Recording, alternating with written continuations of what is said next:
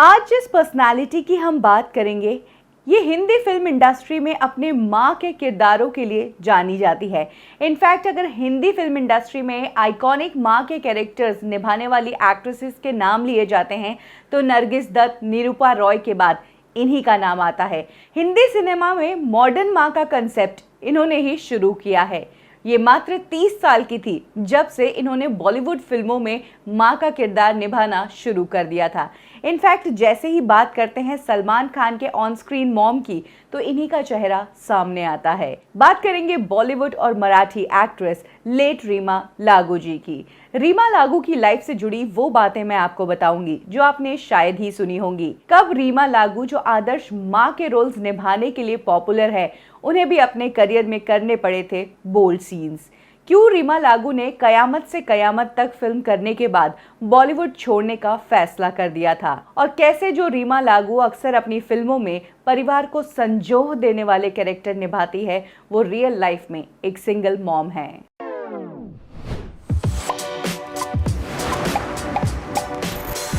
रीमा लागू का real name है नयन भातबड़े, जो कि शादी के बाद उन्होंने चेंज कर रीमा लागू रख दिया। इनकी मॉम मंदाकिनी भातबड़े मराठी एक्ट्रेस है, साथ ही थिएटर में भी वो बहुत काम किया करती थी, इसीलिए एक्टर बनने की जॉब उन्हें सिल्वर प्लेट पर ही मिली। इसके लिए उन्हें कोई ज्यादा मशक्कत नहीं करनी पड़ी। इनफैक्ट बचपन में ही वो कई फिल्मों में एज अ चाइल्ड आर्टिस्ट काम कर चुकी थी, जिसमें से एक फिल्म थी ईयर 1964 की फिल्म मास्टर जी। इसके बाद कुछ और 4-5 फिल्मों में उन्होंने एज ए चाइल्ड आर्टिस्ट काम किया। रीमा लागू को ये पता था कि आगे जाकर उन्हें एक्टिंग में तो जाना है, लेकिन साथ ही वो दूसरा काम भी पकड़ना चाहती थी। अपनी पूरी रिलायबिलिटी एक्टिंग पर नहीं रखना चाहती थी, क्योंकि उन्हें पता था कि ये जॉब बहुत ही अनसर्टेन होती है, आज काम है कल नहीं। इसी कारण रीमा लागू ने अपने एमए की पढ़ाई पूरी की और उसके बाद उन्होंने एक बैंक जॉब की। मुंबई में यूनियन बैंक में रीमा लागू जॉब किया करती थी और साथ ही में थिएटर भी करती थी। इस बैंक में रीमा लागू के एक कलीग थे, विवेक लागू करके, और रीमा की तरह विवेक भी थिएटर में बहुत इंटरेस्ट रखते थे। इस बैंक जॉब के दौरान ही इन दोनों ने एक दूसरे को पसंद कर लिया और फिर साथ में थिएटर किया करते थे। 76 में इनकी मुलाकात हुई और 78 आते आते इन दोनों ने एक दूसरे से शादी कर ली थी। करेंटली अगर बात करें तो जहां रीमा लागू ने बॉलीवुड सिनेमा के साथ साथ मराठी में भी अपना नाम बनाया है, वहीं विवेक लागू ने अपने आप को मराठी सिनेमा तक ही सीमित रखा। वो एक्टिंग भी करते हैं, साथ ही स्क्रीन प्ले भी करते हैं। अक्सर जहां एक्टर्स पहले बॉलीवुड में आके कुछ बन जाते हैं और फिर शादी करते हैं, वहीं रीमा लागू शादी करने के बाद ही बॉलीवुड में आई थी और उनके हस्बैंड और उन्होंने दोनों ने साथ ही में स्ट्रगल करना शुरू किया। इसी दौरान एक बार पृथ्वी थिएटर में वो माय फेयर लेडी पर आधारित एक प्ले कर रही थी और वहीं पर उन्हें स्पॉट किया शशि कपूर ने, जो खुद पृथ्वी कैफे के ओनर थे, और उन्होंने रीमा लागू को चांस दिया फिल्म कलयुग में। और यही वो टाइम था जब गोविंद निहलानी ने भी रीमा लागू को प्ले में देखा और उन्होंने रीमा लागू को अपनी फिल्म आक्रोश में चांस दिया। आपको ये जानकर हैरानी होगी कि रीमा लागू, जो आदर्श माँ के किरदार निभाने के लिए पॉपुलर है, उन्होंने इस फिल्म में एक नौटंकी डांसर का किरदार किया था।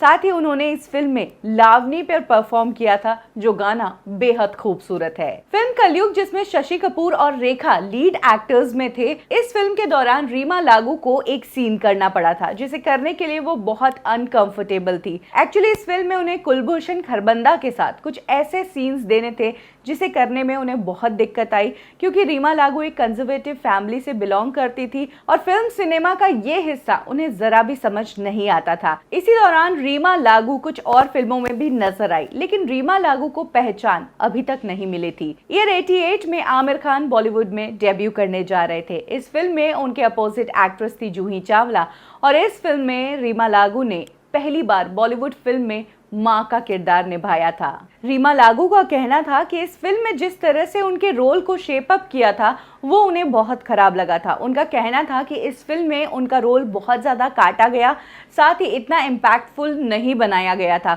उन्होंने शूट तो बहुत कुछ किया था, लेकिन फिल्म में इतना कुछ दिखाया ही नहीं गया। इसीलिए ये फिल्म बॉक्स ऑफिस पर भले ही सुपर हिट साबित हुई हो, लेकिन इस फिल्म से रीमा लागू को फील हुआ कि उन्हें चीट किया गया है, और यही कारण था कि तब उन्होंने सोच लिया कि अब वो बॉलीवुड फिल्मों में काम ही नहीं करेगी और वो फिर से अपने मराठी सिनेमा की तरफ चली जाएगी और थिएटर करेगी, और उन्होंने ऐसा किया भी। लेकिन इसी दौरान रीमा लागू को एक और फिल्म ऑफर हुई। इस फिल्म से सलमान खान बॉलीवुड में एंट्री मार रहे थे लीड हीरो के रूप में, और इस फिल्म में सलमान खान के कैरेक्टर प्रेम की मां का किरदार निभाया था रीमा लागू ने। कयामत से कयामत तक फिल्म से जो कुछ कसर बाकी रह गई थी, वो कसर इस फिल्म ने पूरी कर दी।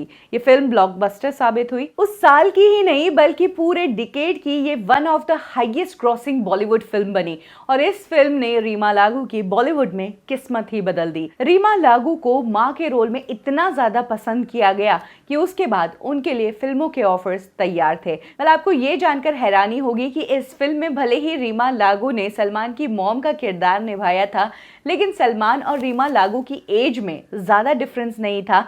सलमान उनसे सिर्फ 7 साल छोटे थे। इस फिल्म की सक्सेस इस कदर थी कि रीमा लागू, जो अपने इनिशियल डेज में फिल्मों के साथ साथ बैंक जॉब भी कर रही थी, और उन्होंने मिड 80s आते आते बैंक जॉब को छोड़ दिया था पूरा फिल्मों पर फोकस करने के लिए, और कयामत से कयामत तक फिल्म से वो डिसहार्टन हुई थी, उन सब दुखों की अब भरपाई हो चुकी थी।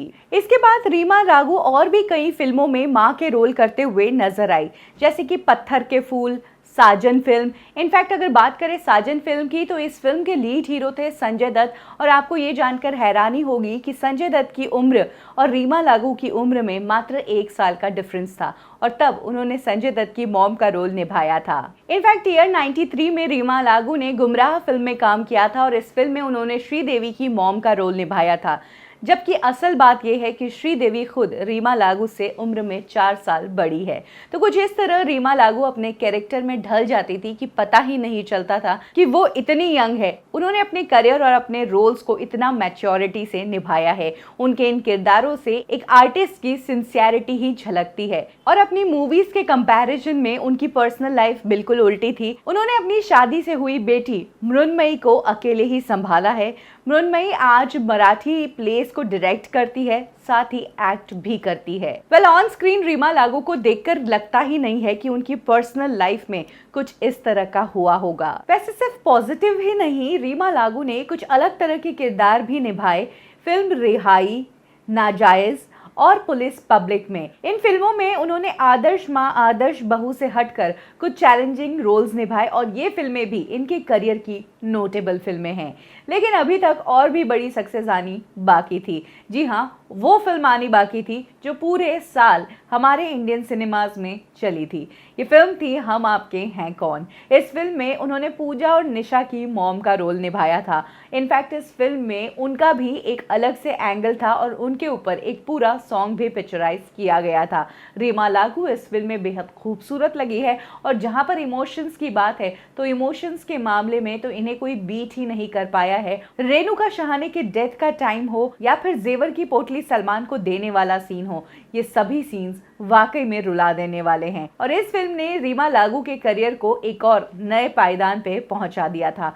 इसी दौरान टीवी पर भी उनकी काफी मांग होने लगी, और वो हमें नजर आई 94 के पॉपुलर सीरियल श्रीमान श्रीमती में। उनका कोकिला कुलकर्णी वाला किरदार काफी पॉपुलर हुआ था। इसी साल वो नजर आई टीवी के one of the longest running shows का हिस्सा बने।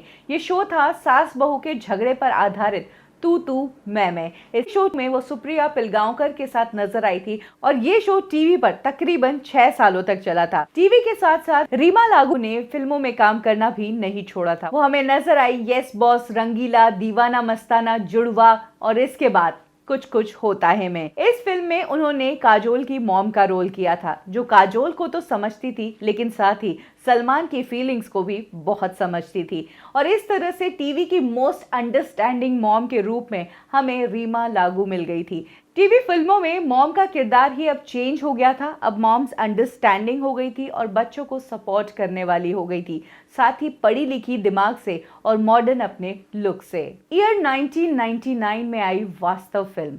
इस फिल्म में रीमा लागू ने एक बहुत ही हार्ड हिटिंग कैरेक्टर प्ले किया, एक स्ट्रिक्ट मॉम का कैरेक्टर जो एंड में जाकर अपने बेटे को ही मारती है। वेल, इस तरह का कैरेक्टर अभी तक बॉलीवुड की कोई भी एक्ट्रेस ने नहीं निभाया है और वाकई में वास्तव में अगर संजय दत्त लीड एक्टर थे तो लीड एक्ट्रेस के रूप में हमें रीमा लागू ही नजर आई थी। ईयर 1999 में फिल्म हम साथ साथ हैं में रीमा लागू एक बार फिर से जबरदस्त परफॉर्मेंस करते नजर आई। और अगर बात करें ईयर 2003 की फिल्म कल हो ना हो की, तो इस फिल्म में उन्होंने शाहरुख की मॉम का रोल किया था और वाकई में इस फिल्म के एंड होते होते तक तो रीमा लागू को देखकर ऑडियंस को भी रोना आ गया था। कुछ इस तरह से समा बांध देती थी ये जब भी स्क्रीन पर आती थी। रीमा लागू को बॉलीवुड से वो सब कुछ मिला जिनकी उन्हें आशा थी। पॉपुलैरिटी मिली, काम मिला, नाम मिला और फेम मिली, लेकिन एक शिकायत उन्हें हमेशा रही है। उन्हें नेगेटिव किरदार बहुत करना पसंद था, लेकिन जब भी किसी नेगेटिव किरदार के लिए वो अप्रोच करती थी प्रोड्यूसर्स को, तब प्रोड्यूसर्स उन्हें ये कह देते थे कि एज एन एक्टर तो आप बहुत अच्छी हैं, लेकिन आपके चेहरे को कोई नेगेटिव किरदार में एक्सेप्ट ही नहीं करेंगे।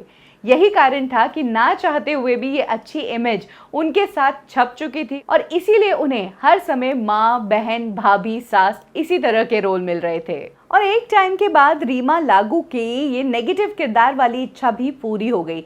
जी हाँ, इसी दौरान उन्हें एक सीरियल में काम करने का मौका मिला। इस सीरियल को बना रहे थे महेश भट्ट और इस सीरियल में जो कैरेक्टर रीमा लागू कर रही थी, यानी कि दयावंती मेहता, ये कैरेक्टर, इस कैरेक्टर में हल्का सा ग्रे शेड भी था, जो 2010 के बाद बॉलीवुड फिल्मों में थोड़ी सी इनएक्टिव हो गई थी। वो हमें एक बार फिर से इस सीरियल में नजर आ रही थी। उन्होंने इस सीरियल के कुछ एपिसोड्स की शूटिंग भी कर ली थी, लेकिन मई 2017 में शूटिंग के दौरान ही रीमा लागू को कुछ अनईजी फील हुआ। उसके बाद उन्हें अंबानी हॉस्पिटल ले जाया गया। इनिशियली फैमिली में सबने सोचा था कि एसिडिटी के कारण अनईजीनेस फील हो रहा होगा, लेकिन जब हॉस्पिटल गए और वहां पर चेक करवाया तो पता चला रीमा लागू को माइल्ड अटैक आया है और मिडनाइट में उन्हें कार्डियक अरेस्ट हो गया, जिस कारण उनकी मौत हो गई। रीमा लागू को ना कोई बीमारी थी और ना कोई हेल्थ इश्यूज थे। उनका अचानक चले जाना जितना उनके परिवार के लिए शॉकिंग था, उतना ही इंडस्ट्री के लिए शॉकिंग था। इनफैक्ट उनकी मौत के बाद सलमान ने भी उन्हें याद किया और सलमान के साथ उनकी एक क्लिप बहुत ज़्यादा वायरल हुई, जिसमें सलमान उन्हें गले लगा रहे हैं और उनको गालों पर किस कर रहे हैं।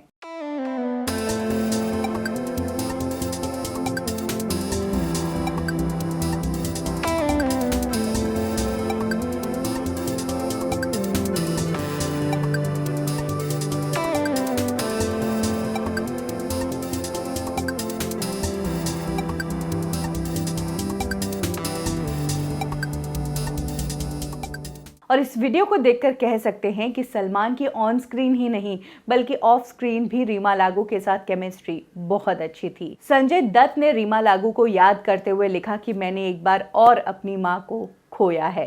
रीमा लागू इंडस्ट्री की वो एक्ट्रेस है जिसने मैक्सिमम स्टार्स की माँ का रोल निभाया है, भले ही वो फिर सलमान हो, संजय दत्त हो, गोविंदा हो, अक्षय, अजय, सैफ अली खान, माधुरी दीक्षित, काजोल, उर्मिला मातोंडकर, इन सभी एक्टर्स के मॉम का किरदार निभाया। और वाकई में कहना पड़ेगा कि हर एक्टर के साथ इनकी केमिस्ट्री बहुत अच्छी लगी। यानी कि ये कहना मुश्किल है कि रीमा लागू सलमान की मां के किरदार में ज्यादा अच्छी लगी या फिर संजय दत्त के मॉम के रोल में। साथ ही श्रीमान आशिकी में अपने से उम्र में बड़े ऋषि कपूर के माँ का रोल करना, इसके अलावा फिल्म आशिकी में सिंगल मदर का रोल हो। रीमा लागू ने हर तरह के कैरेक्टर्स में अपने आप को बेहतरीन तरीके से ढाला है। फिर भले ही वो कोई अमीर आदमी की वाइफ हो या फिर कोई मिडिल क्लास आदमी की वाइफ हो या फिर कोई गरीब माँ हो, उन्होंने हर कैरेक्टर में अपने आप को बखूबी उतारा है। और जिस ईज से वो ये कैरेक्टर निभाती है, ऐसा लगता है कि वाकई में उनकी अपनी एक्टिंग पर गजब की पकड़ है। रीमा लागू आज हमारे बीच नहीं है, लेकिन उनकी फिल्में, उनके किरदार हमेशा हमारी यादों में ताज़ा रहेंगे। रीमा लागू ने ऐसे तो बहुत सारे एक्टर्स की मॉम का रोल किया है, लेकिन आपको किसके साथ इनकी केमिस्ट्री सबसे ज़्यादा अच्छी लगी? कमेंट सेक्शन में ज़रूर शेयर करें। कब, क्यों और कैसे में। आज के लिए बस इतना ही, फिर मिलेंगे बॉलीवुड की एक और स्टोरी के साथ। तब तक के लिए लाइक करें हमारा फेसबुक पेज बॉलीवुड ठिकाना, फॉलो करें हमें इंस्टा पे और सब्सक्राइब करें हमारा यूट्यूब चैनल बॉलीवुड ठिकाना।